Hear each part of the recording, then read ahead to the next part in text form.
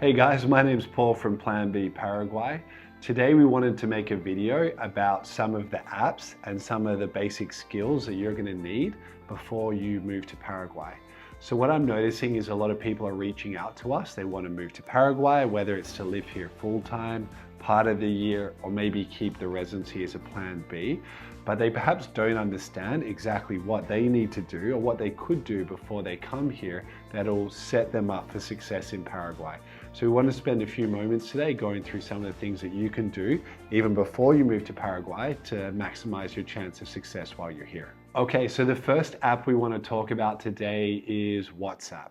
So I used WhatsApp a little bit before I moved to Paraguay, but what I noticed when I came here is that people don't text, they don't iMessage, they don't use Facebook message, they don't use Signal or Telegram. Everyone here uses WhatsApp. If you don't use WhatsApp, you're really not going to be able to communicate with people. It's even to the extent where, let's say I want to talk to my barber. I text him on WhatsApp. I want to have a dentist or a medical appointment. It's on WhatsApp. Maybe you want to date, you're single. 100% you're going to be talking to people on WhatsApp. What I find here is in Paraguay is that if there's communication, you're not calling someone on the phone, you're not emailing them, 99% of the time you're using WhatsApp. And what I notice is, some countries are more familiar with WhatsApp with others. In general, people from the States perhaps use WhatsApp a little bit less than other people. But before you come to Paraguay, I seriously recommend downloading WhatsApp, learning how to use the app and becoming familiar with it, because when you're here, 99% of your communication is going to be through WhatsApp. And so with WhatsApp, it's not like Plan B or me, where like WhatsApp's the best company or we love Mark Zuckerberg or anything like that. But the thing is, yeah, maybe you want to use Telegram or Signal or some other app that has much better privacy and all that stuff. And I get that. As they say, when in Rome, do as the Romans do. When in Paraguay, do as the Paraguayans do. And Paraguay and really Latin America in general just uses WhatsApp. So at least familiarize yourself with that app before you come here. So the next app, and I say this, I don't really even like this app, but you at least have to familiarize yourself with it, and that's Instagram. In Paraguay, it's very important to have an Instagram.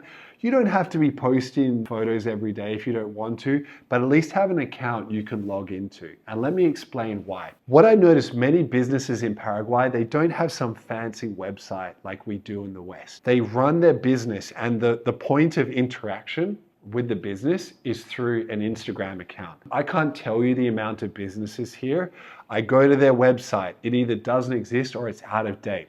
I look at Google Maps and I see, okay, what hours of this business are open?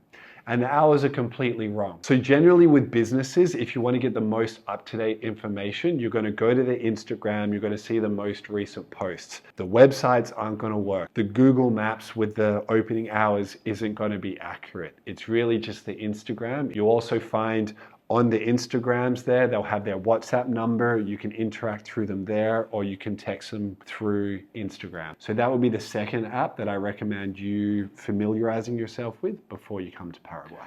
So the next app I'm going to recommend, well, firstly, there's two. If you're not familiar with Uber yet, get familiar with Uber. Download it, take a few rides, and just learn how to use Uber. So in Paraguay, the main two ride-sharing apps are Uber and Bolt. Uber we recommend with people simply because if you live in the States, Australia, the UK, you're probably familiar with Uber. So you can come here, use the exact same account, use the exact same cards. So when you come to the airport here, or you just want to get around, your Uber works exactly the same as it would back home. The second thing, the local ride sharing app, basically the local version of Uber here is called Bolt. Now, works exactly the same as Uber. It's a little bit cheaper. I find the cars are perhaps not the same quality as Uber, but again, either familiarize yourself with Uber or Bolt before you come, because that's going to be how you get around when you're in Paraguay.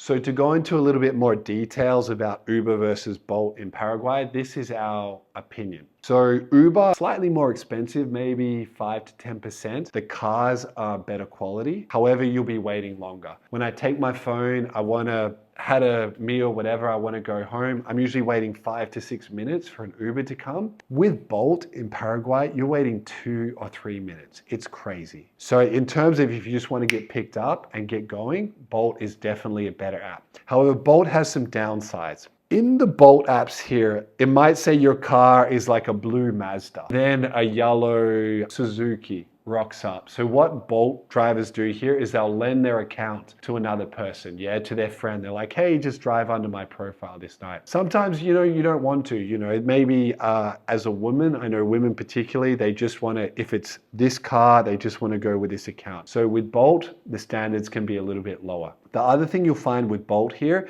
is if you hire just a regular Bolt, it doesn't matter if it's 38 degrees or over 100 degrees Fahrenheit outside, that guy's going to be driving you around in the middle of summer with the windows down if you get the basic option. So generally the car's older and there's no aircon unless you get the more deluxe option. Until recently, Bolts could only be paid with in cash, in the local currency. If you're a cash guy, that's great. 30% of the time I order a Bolt, I get a text, are you paying in cash? I say no, because I like to use cards, it's easier for me, and they just cancel the ride. So in general, Bolt, quicker, faster, maybe a little bit more dodgier. Uber, you wait a little bit longer, a little bit more expensive, but it's probably going to be a higher quality car. Okay, so the final app that you're going to need to familiarize yourself with in Paraguay, well, there's 2 apps. First, I'll talk about the app that we used when we first got here 3 years ago, Google Translate. Here's the thing about Paraguay. Friendly people, great country, lots of opportunity, but hardly anyone speaks English. I'm sure like me, you've been doing your Duolingo for 9 months now. You're going to rock up like I did here. You're going to struggle at first. So what everyone does, communicate via usually Google Translate at first. It's a pretty simple app to learn. You can either type in the message that you want in English and Google Translate on the screen will immediately show it in Spanish. Or if you have an internet connection, you can talk into your Google Translate app and then it will translate it directly into Spanish. It will also do the opposite. So you can hold up your Google Translate to someone's face, obviously politely. They'll talk into it and then you can see exactly what they're trying to speak to you in English. So we recommend all the guys that want to really commit to Paraguay like we have, learn Spanish. Most people don't rock up here day one completely understanding Spanish. So if that's you, like it was us, at least learn the apps to get you by in the meantime. The second app I want to talk about, and this is a recent one we've been playing with, is ChatGPT. So we find that this app is like Google Translate, but it's even better. So I'll give you a few examples where I think the ChatGPT app is even better than Google Translate. The first thing is, back in the day, I'd be looking at a website, it's completely in Spanish, and I want to see, okay, what is this actually saying in English? I would copy all the text on the website, I would put it into Google Translate. Oh, I'm sorry, you've exceeded your character limit. Okay, well, that's great. What you'll find with Google Translate is that if you try and copy too much text at once, it gets overwhelmed and it just won't give you an answer. With ChatGPT, you can copy a whole website, text or anything in Spanish, and you can immediately get that translated. And I find the quality of the translation in ChatGPT is better. There's a second mode that you can do that I think is really interesting. Now, it does require a decent internet connection, which thankfully Paraguay does have. I'll show you what you can do in ChatGPT now, where you can actually have a conversation with someone in real time. So let's think of a few scenarios where this would be useful. You're in a shop, you want to talk to customer service, a security guard at the front of your apartment. For the single guys and girls, let's say you're on a date, you want to have a date with a nice Paraguayan person. ChatGPT, you can actually sit down your phone and you can actually talk, and ChatGPT will go back and forth and translate. Hey, can you just stop until I ask you directly to say something, okay? Got it. I'll wait for you to ask me directly. Just let me know when you're ready. Let's say I'm in, a coffee place. I want to get a coffee, so I can ask them for my order, and then ChatGPT will immediately translate it into Spanish.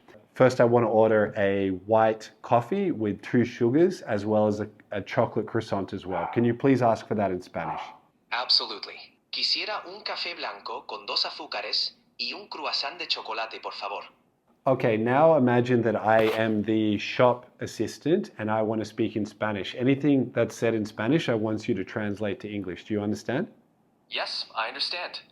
Go ahead and pretend to be the shop assistant speaking in Spanish, and I'll translate it into English for you. Sí, señor, está bien. Solo tenemos una croissant normal. ¿Está bien para tu pedido? Yes, sir. Understood. We only have a plain croissant. Is that okay for your order? So there's an example. So that's something that we weren't able to do when we came here. Okay, so because I've been asked for it, let's imagine that you're on a date and you're trying to talk with a lovely Latina girl, and so you have ChatGPT as your wingman on this date. ChatGPT, can you please ask her, what do Paraguayans do for fun? Sure. ¿Qué hacen los paraguayos para divertirse? And then the girls might reply, Sí, me gusta tener citas con extranjeros lindos como usted. That translates to, yes, I like having dates with handsome foreigners like you. Sounds like things are going well on this imaginary date. so there you can see ChatGPT is a great tool for you to use during your dates if you like. Exactly. ChatGPT can be a handy wingman for breaking the ice and keeping the conversation flowing smoothly. A fun way to learn. Okay. So then the next thing that we recommend is food delivery apps. So there's Pedizos Ya and Monchis are the two main delivery apps in Paraguay. Uber Eats doesn't really work here. With those apps, it can be a little bit frustrating because you can't use your overseas like debit or credit card with them. Until you get a bank card here, you can just pay with cash. So it's worth downloading, maybe seeing what's available on those apps before you get here. So finally, there's three things that I think you need to keep in mind as well, just mindsets coming from maybe a more affluent Western country. The first thing I would say is to be open-minded, because in Paraguay, people do things perhaps differently than what they're used to. Paraguay has its own internal logic, and maybe you don't understand it day one, but living here, people do things the way they do for a reason. An example of that would be in terms of people showing up on time. When you come to Paraguay, just accept that people are probably going to show up late. That's just how the culture is. And what you'll find with aspects of culture, it's a double-edged sword. What can I say? It's frustrating. However, you've got to think, what are the other parts of the culture that are good because of this? For one thing, Paraguayans aren't in a rush. They're not stressed. They're not neurotic. And it's nice to live in a culture where everyone's walking around, chill, just enjoying life. People are going to be late. Your time's going to be wasted. But if you just take a bit of a breath, you just embrace how it is now, maybe some of that will rub off on you, and maybe you will benefit from a little bit of that mindset change here as well. The second thing I recommend is being humble, and this is specifically where you're going to need to be humble is in learning Spanish. And Spanish is easy for us as English speakers. I'm not talking about learning, Mandarin or Russian. You're going to sound like an idiot probably for the first year plus. I don't care what level of Duolingo you are or how much, private lessons you do. We have to go through a period where we're going to say dumb stuff. We're going to sound silly. Even today, I'm fluent in Spanish. I struggle to get my point across. I'm not nearly as funny or insightful or anything in Spanish. Not that I'm that much in English, but in Spanish, much less. And you just have to accept that, right? That's part of the process.